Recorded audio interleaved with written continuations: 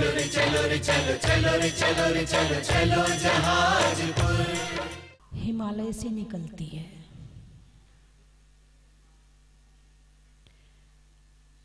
1 जनवरी को सुबह 6 बजे, सन आप अपने हिसाब से ले लें, जो पानी निकला है हिमालय से, जो गंगा निकली है 1 जनवरी को ठीक सुबह 6 बजे जो पानी निकला है, ठीक 1 साल बाद 6:01 पर वही पानी निकले। वही पानी जो 6 बजे निकला था। तीसरे वर्ष, एक वर्ष में जो 6 बजे थे 1 जनवरी को, 2 सेकंड पर वही पानी निकले। तीसरे वर्ष वही पानी 6:03 पर निकले, और ऐसा अरबों वर्ष तक निकलता रहे, क्रम ना टूटे। 6 बजे, 6:01, 6:02, 6:03, और ऐसे 1 वर्ष में जितने सेकंड होते हैं सारे पूरे हों। क्या ये संभव है? दिमाग लगाओ थोड़ा सा। बात क्या है? वो पानी कहाँ जाएगा, वो पानी कहाँ निकलेगा, फिर कैसे वो पानी कहाँ जाएगा, कहाँ पहुँचेगा, फिर कैसे दोबारा 2 सेकंड में आएगा, फिर कैसे निकलेगा, फिर 3 सेकंड में आएगा, फिर कैसे निकलेगा, कहाँ जाएगा, 1 वर्ष तक वो कहाँ घूमेगा, फिर 4थे सेकंड में आएगा, फिर 1 वर्ष वो कहाँ घूमेगा। वही पानी दूसरा नहीं होना चाहिए, पानी वही होना चाहिए, और समय एक्यूरेट होना चाहिए।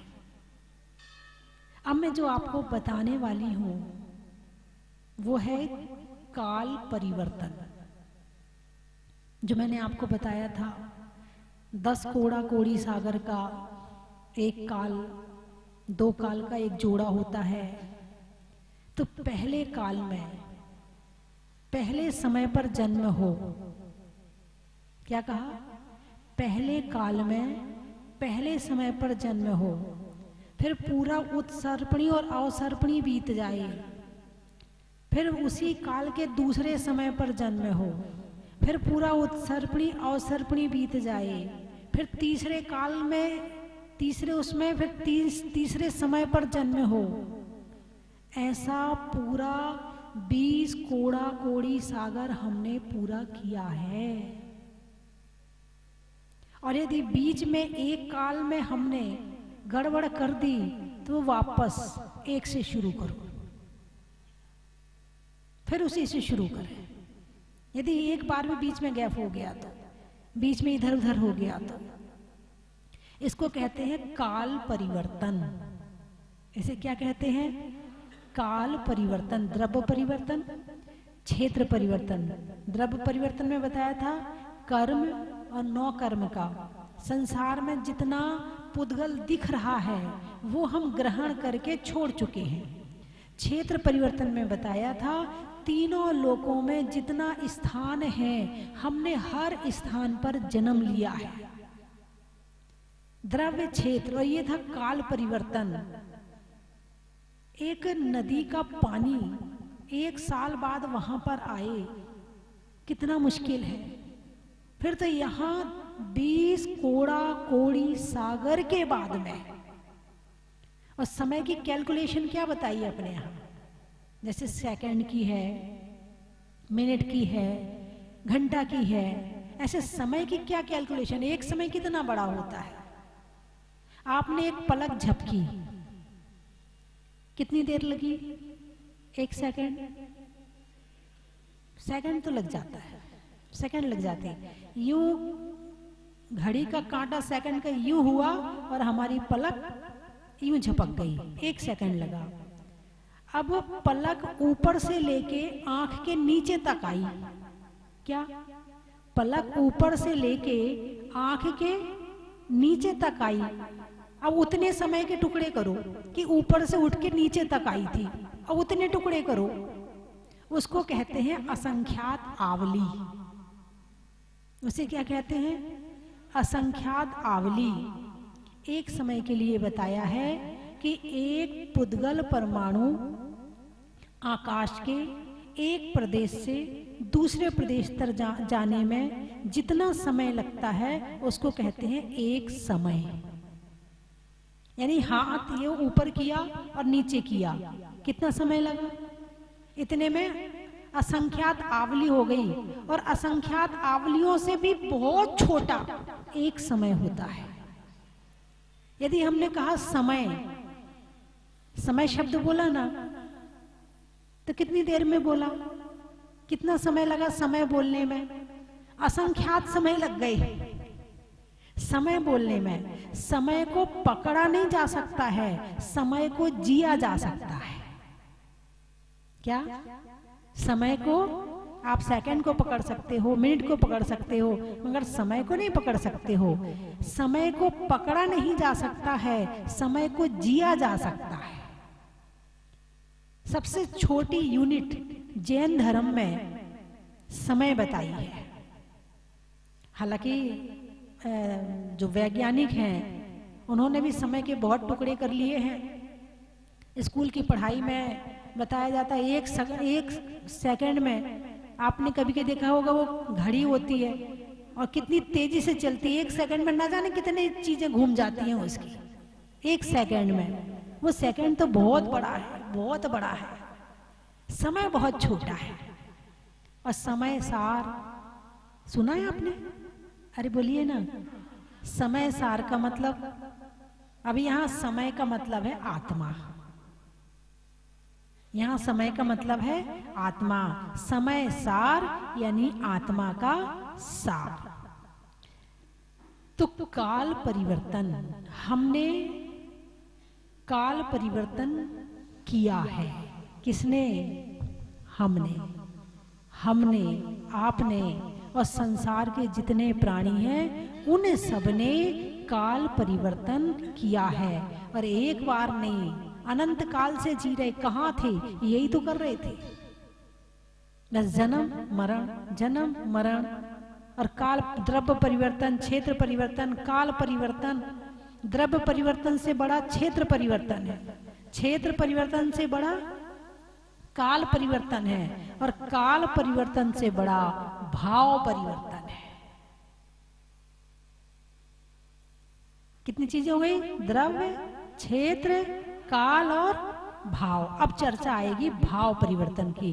काल परिवर्तन तो समझ में आ गया ना। 2 दिन से काल की चर्चा चल रही है।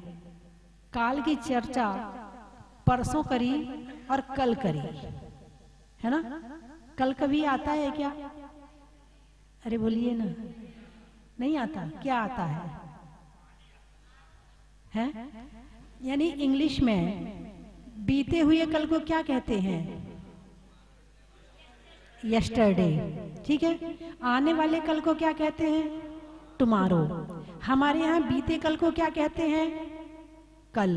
और आने वाले कल को क्या कहते हैं? कल। कल आएंगे, कल आए थे। हमारे यहाँ थे और है में अंतर आ गया। है तो वो कल, कल में अंतर नहीं आया। हमारे यहाँ बीता समय भी कल है और आने वाला भी समय कल है, क्योंकि दोनों हमारे हाथ में नहीं है, इसलिए दोनों कल है। और कल शब्द के तो अनेक अर्थ होते हैं। कल युग, क्या? कल युग, कल यानी पाप, पाप का युग, कल युग, है ना? और जो मशीन हुए उसे भी कल कहते हैं, मशीन को भी कल कहते हैं। तो कल युग यानी मशीन का युग। कल युग यानी आज अच्छा काम नहीं करेंगे, कल देखेंगे। आज अच्छा काम नहीं है, काम तो बहुत, प्रवचन सुनना है, अरे देर हो जाती है, कौन जाए, कल देख लेंगे। यदि कल जल्दी होगा तो कल देख लेंगे। तो कल युग हमारे यहाँ अच्छे काम, पाप का काल है ना। अच्छे काम आज करने का मन नहीं करता। यदि आज करने का मन कर लिया है और मन होने के बाद काम कर लिया है, महान पुण्य समझना अपना। नहीं तो पहली बात तो इस कल युग में पाप का युग है, पाप करने के भाव ज्यादा होते हैं और अच्छे काम करने के भाव कम होते हैं। भाव कम होते हैं पहली बात। क्या अभी किया नहीं है काम, अभी भाव की बात चल रही है। पहली बात तो भाव नहीं होते हैं, भाव हो जाए तो परिस्थितियां अनुकूल नहीं होती हैं, परिस्थितियां अनुकूल हो जाए तो जाने का मन नहीं करता है, और चले गए समझ लो करने के लिए, तो महान पुण्य है कि आपने सोचा भी और कर भी लिया।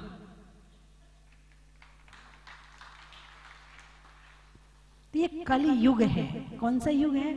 कलयुग और काल युग। काल प्रतिक्षण चल रहा है ना, तो इसको कहते हैं काल परिवर्तन।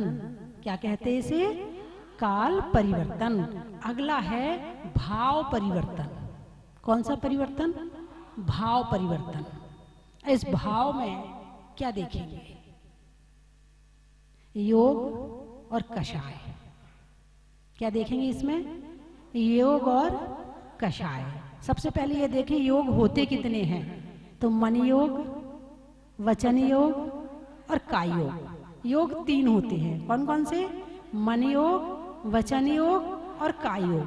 ठीक है। अच्छा, अब जो कषाय है वो कितनी है? 4 है। सोच लो एक बार और।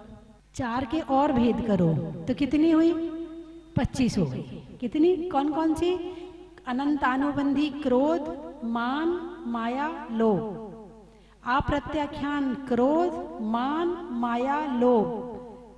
प्रत्याख्यान क्रोध, मान, माया, लोभ। संज्वलन क्रोध, मान, माया, लोभ। ये डिग्री है, ये कषाय की डिग्री है। कोई कषाय यदि 6 महीने से ज्यादा चली गई तो अनंतानुबंधी हो गई, 6 महीने से कम है तो अप्रत्याख्यान हो गई, 3 महीने से कम है तो प्रत्याख्यान हो गई, 15 दिन से कम है तो संज्वलन हो गई। ये डिग्री है। क्या है ये? डिग्री। जैसे बल्ब होते ना 200 वाट का, 100 वाट का, 50 वाट का, ये कषाय की डिग्री है। अनंतानुबंधी अनंत समय बंद करवाती है, अनंत समय। अप्रत्याख्यान प्रत्याख्यान त्याग के भाव पैदा करती है। जहां तक अप्रत्याख्यान है वो त्याग के भाव पैदा नहीं होने देती। अक्सर लोग कहते हैं मन तो करता है त्याग कर दें मगर कर ही नहीं पाते, है ना। कौन सा कर्म का उदय चल रहा है? अप्रत्याख्यान का। कौन सा? अप्रत्याख्यान का, अप्रत्याख्यानावरण का। इसमें आवरण आ गया। अप्रत्याख्यानावरण, प्रत्याख्यानावरण, इसमें त्याग के भाव शुरू हो जाते हैं। प्रत्याख्यान जैसे कि भाई थोड़ा ये भी त्याग कर लें, रात्रि भोजन त्याग कर दें, है आलू प्याज का त्याग कर दें, अष्टमी चतुर्दशी बाजार का त्याग कर दें, अपने नाम से इतने वस्त्र रखेंगे इससे ज्यादा नहीं रखेंगे, अपने नाम से इतना परिग्रह रखेंगे इससे ज्यादा नहीं रखेंगे। ऐसे छोटे छोटे त्याग के एक देश व्रत के भाव पैदा होने लगते हैं। अभी सकल देश के नहीं आए, अभी एक देश व्रत आया है। अभी पूरा त्याग नहीं कर सकते हो, अभी थोड़ा थोड़ा त्याग कर सकते हो। उसके बाद यदि प्रत्याख्यानावरण कषाय चली जाए तो संजुलन बची, तो संयम आ गया। कौन सा संयम आ गया? महाव्रत आ गया, है ना। यदि प्रत्याख्यानावरण हो तो एक देश व्रत होते हैं और संजुलन हो तो महाव्रत हो जाते हैं। और यदि संजुलन भी चली जाए तो फिर तो यथाख्यात हो जाता है। क्या हो जाता है? यथाख्यात हो जाता है। जैसा है आत्मा वैसी हो जाती है। अभी तो रंग चढ़ा हुआ है। किसका रंग चढ़ा है? अरे बोलिए ना।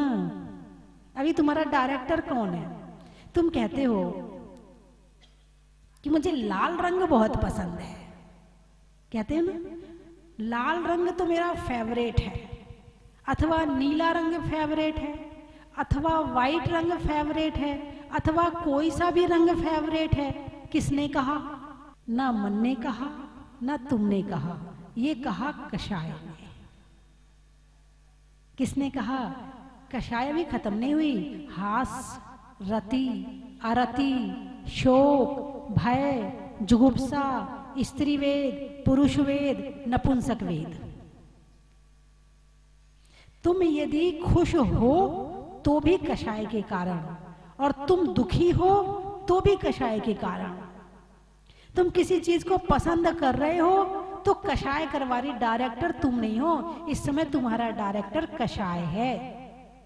डायरेक्टर जानते ना, डायरेक्टर जैसा कहता है हम वैसा करते हैं, ऐसे ही है ना।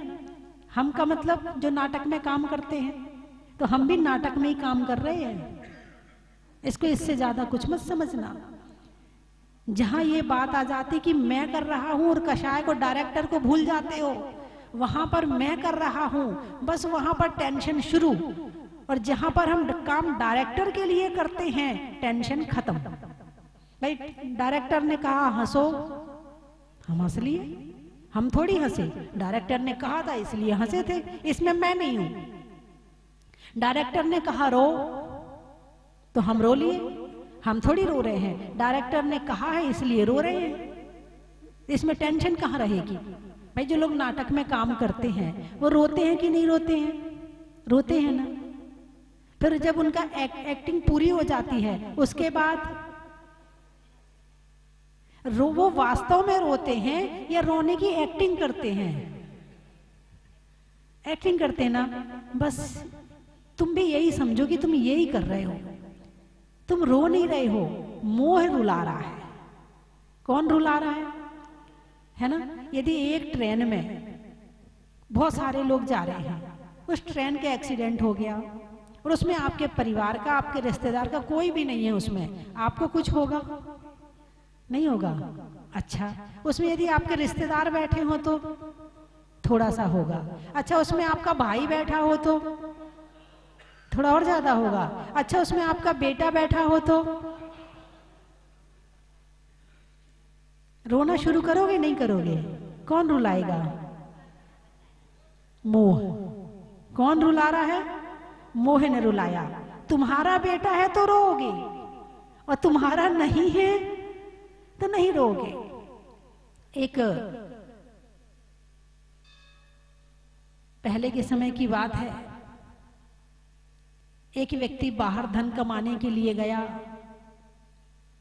उस समय उसका बेटा 7 साल का था। वो 12 साल उसने धन कमाया। 1 महीना पहले उसने चिट्ठी भेज दी कि मैं घर इतने बजे ऐसे ऐसे पहुंचूंगा। माँ ने कहा बेटा से, बेटा पिछले अगले गांव में तेरे पिताजी आएंगे, जा तूने वहां से उनको रिसीव कर और उन्हें लेके आ। बेटा चला गया। अब 12 साल में वो 7 साल का बेटा कितने साल का हो गया? 19 का। अब 7 और 19 में अंतर बहुत हो गया। धर्मशाला में रुका था। अब पहचान, वो तो पिताजी को पहचान जाएगा, लेकिन पिताजी उसको नहीं पहचान पाएंगे। अचानक पिताजी आए, उन्होंने अपना कमरा लिया धर्मशाला में और अपने कमरे में चले गए। उसी के बाजू वाले कमरे में बेटा था। उसके पेट में रात को अचानक दर्द हुआ तो बहुत चीख मार रहा था, बहुत चिल्ला रहा था। तो जो पिताजी थे वो मैनेजर के पास गए, बोले तुम्हारी धर्मशाला में ऐसे शोरगुल होता है। उसने खूब डांटा, खूब बोले इस लड़के को अभी यहाँ से निकलवाओ, मुझे नींद नहीं आ रही है, मैं परेशान हो रहा हूँ, तुम्हें पैसे चाहिए तो थोड़े और ज्यादा ले लो, लेकिन अभी इस बेटे को, अभी इस लड़के को यहाँ से बाहर निकलवाओ। बाहर निकलवा दिया। अब वो बेटा की डेथ हो गई, कोई इलाज नहीं मिल पाया। पिताजी सुबह उठे, अपने टाइम से अपने घर के लिए निकल गए। घर गए, पत्नी से पूछा बेटा कहाँ है? बोले वो तो आपको लेने गया था। बोले आप अकेले आए हो, बेटे को साथ नहीं लाए? बोले बेटे को? कौन से बेटे को? बोले आपको लेने गया था। अब मन में आया, बोले कहाँ ठहरा था? बोले उस धर्मशाला में ठहरने को कहा था। बोले अरे उस धर्मशाला में तो मैं भी ठहरा था। अब उनके मन में हलचल मच गई, अब कहीं वो ही तो नहीं है। अब रोना शुरू हो गया। अभी अपना बेटा नहीं था तो दया नहीं थी, करुणा नहीं थी, प्रेम नहीं था, वात्सल्य नहीं था, मानवता नहीं थी। कम से कम मानवता होती कि भाई किसी के बेटे के को दर्द हो रहा है, चल इसका इलाज करवा देता हूं, मानवता होती। लेकिन धन के मद में आदमी मानवता भी भूल जाता है। अब वापस गया गांव में, भागा भागा, पहले तो कम धीमे धीमे चल के आया था, अब तेज भाग के गया और जाके देखा तो लोग वहां ये पता लगा रहे थे कि ये है किसका लड़का। और जाके देखा, पत्नी ने बता दिया था ऐसे ऐसे कपड़े पहने हैं, ऐसे बाल हैं, ऐसा चेहरा है, ऐसे आप जाके देखो। और देखा था उसका बेटा पड़ा हुआ था। अब क्या हुआ? अरे बोलिए ना, हैं? किसने रुलाया? किसने रुलाया? मोह ने। मोह रुलाता भी है और मोह हंसाता भी है। अपना बेटा अच्छा बन जाए, अच्छा हो जाए, खुशी, मेरा बेटा डॉक्टर बन गया, इंजीनियर बन गया, बना बेटा है और खुश। और पड़ोसी का बन जाए तो, और अपना ना बन पाए, दोनों साथ में परीक्षा दे रहे थे। अब क्या होगा? एक के ऊपर गुस्सा आएगा और अपने ऊपर इसलिए गुस्सा आएगा कि मेरा बेटा बन नहीं पाया। और अक्सर आजकल के माँ बाप अपने बच्चों को बहुत परेशान करते हैं। पहले के माँ बाप अपने बच्चों को जितना परेशान नहीं करते थे, आजकल के माँ बाप बहुत ज्यादा परेशान करते हैं। कई बार बच्चे मुझसे आके कहते हैं, क्या करते हैं, कैसे परेशान करते हैं? आप कहोगे नहीं माता जी, हम तो अपने बच्चों को इतना प्यार करते हैं, इतना प्यार करते हैं, आपको नहीं पता है। पहले के माता पिता अपने बच्चों को इतना प्यार नहीं करते थे जितना हम करते हैं। कुछ बनाना चाहते हैं अपने बच्चों को, क्या करते हैं? अरे बोलिए ना, कुछ बनाना चाहते हैं, कुछ बनाने के चक्कर में उसे इतना दुखी कर देते हो, इतना दुखी कर देते कि वो तुम्हारा दुश्मन बन जाता है। देख उसका लड़का एक बार में निकल गया, और तू देख मोबाइल चलाते हुए बैठा है। उसकी लड़की देख वो कितना पढ़ती है, हालांकि जो तुम्हारी बच्ची वो भी मेहनत कर रही है, उसकी मेहनत में कमी नहीं है, लेकिन फिर भी जब इस तरह कहा जाता है तो बच्चे बहुत परेशान होते हैं। और आजकल के बच्चे तो बहुत ज्यादा पहले ही से समझदार होते, पैदा होते ही समझदार होते। और वैसे देखा जाए तो आजकल बच्चे पैदा हो ही नहीं रहे हैं, क्या बाप पैदा हो रहे हैं।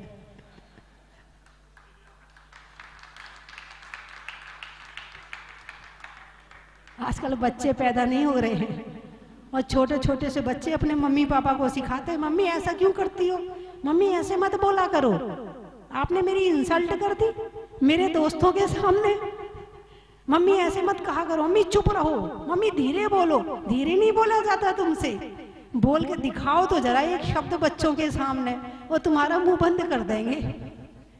आजकल बच्चे नहीं पैदा हो रहे। पहले के बच्चे को माँ कूट लेती थी, मार लेती थी, आंखें दिखा देती थी, हैं झुझकार देती थी, फिर भी बच्चा माँ के पास आता था। अब तो वो माँ यदि डांटे तो पिताजी के पास, और पिताजी डांटे तो माँ के पास, और दोनों डांटे तो दादा दादी के पास, और वो भी सब करे तो फिर मेरी बुआ बहुत अच्छी है, तुम तो मुझे बहुत डांटती, मेरी बुआ तो मेरे लिए कपड़े भी लेके आती है। आजकल कोई किसी को सहन करने वाला नहीं है। आजकल का युग आ गया है कि उतना ही मुंह खोलो जितनी जरूरत हो। लोग जब अपने माँ बाप की सहन नहीं कर रहे हैं, वो तुम्हारी क्या सहन करेंगे? और व्यर्थ में ही अपना एक दुश्मन तैयार कर लेते हैं। यदि आपको अपने दुश्मन नहीं बनाने हैं, यदि आपको अपने निंदक पैदा नहीं करने हैं, तो जितना जरूरत हो उतना बोलो, जितना काम हो उतना मुंह खोलो और उतना ही बोलो। जैसे तिजोरी खोलते हो ना, कब खोलते तिजोरी? अरे बोलिए ना, जब जरूरत पड़ती है, कि रोज रोज दिन भर खोल के रखते हो? नहीं, ऐसे ही तिजोरी की तरह अपना मुंह खोला करो। इसका चमत्कार देख लेना। तुम दिन भर बोलते हो ना तो लोग कहते चुप रहो, बहुत देर हुई हल्ला कर रहे हो, शोर मचा रहे हो, कहते नहीं कहते हैं? और जब तुम चुप रहोगी ना, अरे ये तो बहुत कम बोलती है, ये बोलेगी कब ये बताओ। हम सुनने आएंगे, तरस जाते हैं इसकी आवाज सुनने को। बोलिए ऐसा हो जाएगा? नहीं हो जाएगा? हो जाएगा ना। तो क्या चाहते लोग? आपको चुप करें? लोग आपको चुप करें उसके पहले चुप हो जाओ और अपने मन को, अपने विचारों को, अपने भावों को इतना कंट्रोल रखो कि मेरे विचार, मेरे भाव कहीं और ना चले जाए। और ये इन सब के लिए मूल कारण है मोह है। जब तक मोह कम नहीं करोगे तब तक ना तुम्हारी वाणी कंट्रोल में होगी, ना तुम्हारा मन कंट्रोल में होगा। इसको कंट्रोल में करने के लिए मोह को कंट्रोल करना जरूरी है। ठीक है, घर में रहते हैं, होता है, ये नहीं कहते कि नहीं होता है। जिनके साथ रहने लगो, जिनके पास रहने लगो, जिनके साथ अपने कार्यकलाप करने लगो तो मोह होता है, अटैचमेंट हो जाता है। लेकिन इसका मतलब ये नहीं कि तुम खुद को भूल जाओ। क्या कहा? इसका मतलब ये नहीं कि तुम खुद को भूल जाओ। हम अपने को भूल करके और सारी दुनिया का भला करें, इसे आप क्या कहोगे? जितने भी गड़बड़ काम करते, किसके लिए करते हो? शरीर भी दूसरा ही है। यदि शरीर के लिए भी करते हो तो शरीर भी दूसरा है। शरीर को भी अपना मत मानो, इसको भी पर से शुरू करो। तो जितने भी आपने गड़बड़ किया वो किसके लिए किया? दूसरे के लिए हैं? डंडा कौन खाएगा? एक चोर था, ये कहानी मुझे बहुत अच्छी लगती है और मैं हमेशा सुनाती हूँ। इस कहानी से बिल्कुल ये पता चल जाता है कि सब क्लियर हो जाता है। तो वो चोर था, 3 दिन से उसके यहाँ खाने को नहीं था। तो जब खाने को नहीं था तो पत्नी बोली, तुम्हारे पास जब खाने की व्यवस्था नहीं थी तो तुमने शादी क्यों करी? पंच परमेष्ठी में उपाध्याय का, पढ़ने में अध्याय का और नहीं करने में कषाय का, मिलने में संयोग का, कर्मों के वियोग का और शुद्ध करने में अपने योग का, रहने के लिए तन का, जीने के लिए जीवन का और सोचने के लिए मन का। नहीं, अच्छा सोचने के लिए मन का, सुनने में प्रवचन का, सुनने में प्रवचन का, बोलने में वचन का और शुद्ध करने में अपने वचन का। सुबह राम राम का, सिरदर्द में बाम का और तीर्थों में स्वस्ति धाम का। और बोलिए नमोकार। जीवन में संस्कार का, कार्डों में आधार का और मंत्रों में नमोकार का। और बोलिए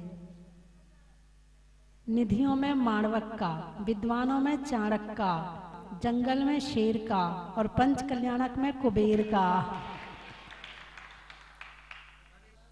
स्वधर्म में, स्वर्ग में, जीवन में धर्म का, स्वभाव में नर्म का और बनने में स्वधर्म का।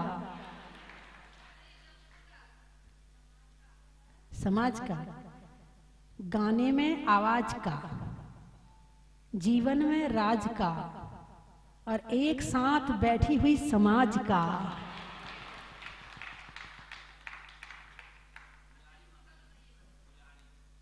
अच्छा, शांति धारा की झारी का, धरती पर नारी का और पूजा करने के लिए भगवान के पुजारी का। नदी में नाव का, कौए में कांव कांव का और सुधरने में भाव का। बोलिए 24 भगवान की।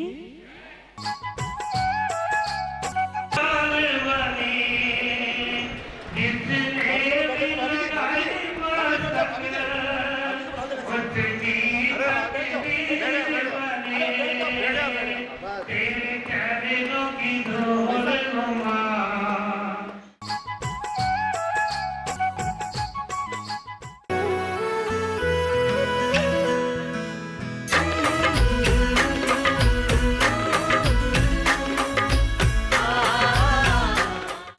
विशेष संयोग, विशेष दिन आ रहा है आने वाली 14 और 15 अप्रैल को।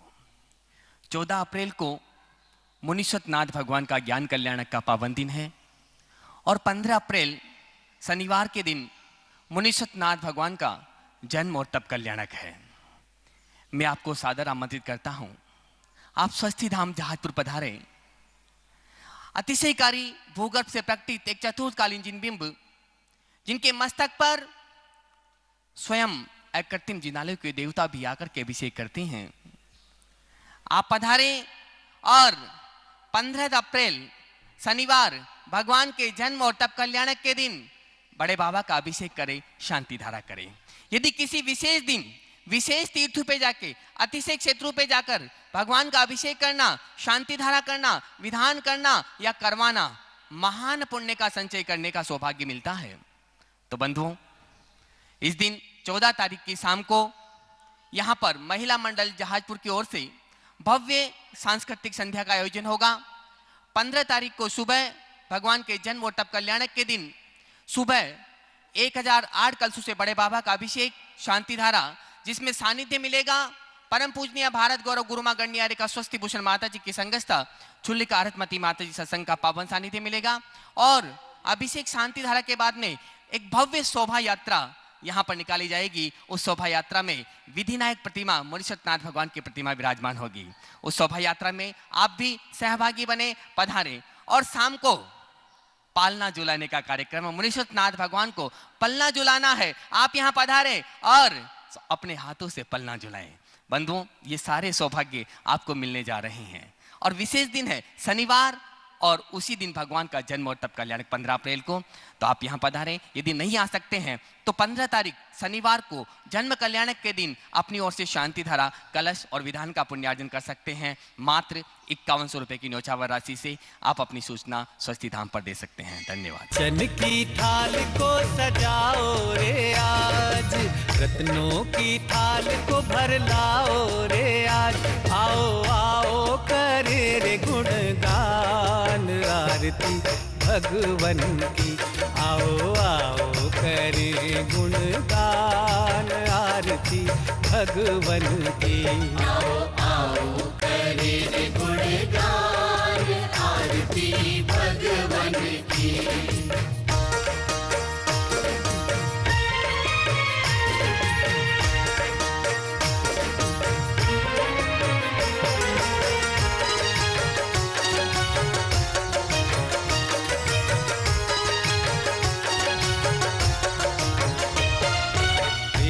सुमित्र के राज दुलारे, माँ पद्मा जी के नैनों के तारे। पिता सुमित्र के राज दुलारे, माँ पद्मा जी के नैनों के तारे।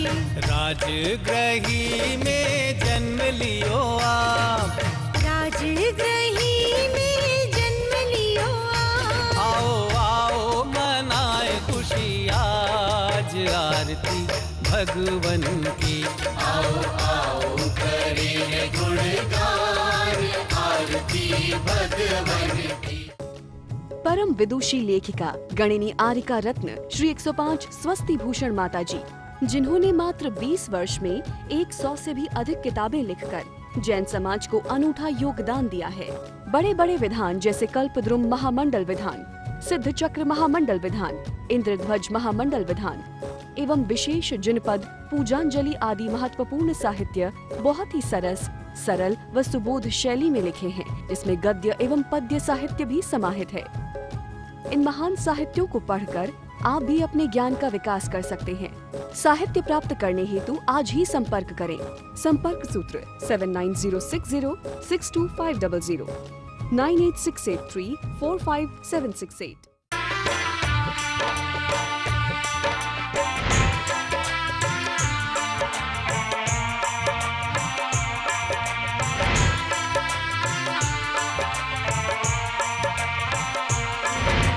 चलो रे चलो रे चलो, चलो रे चलो रे चलो, चलो जहाजपुर।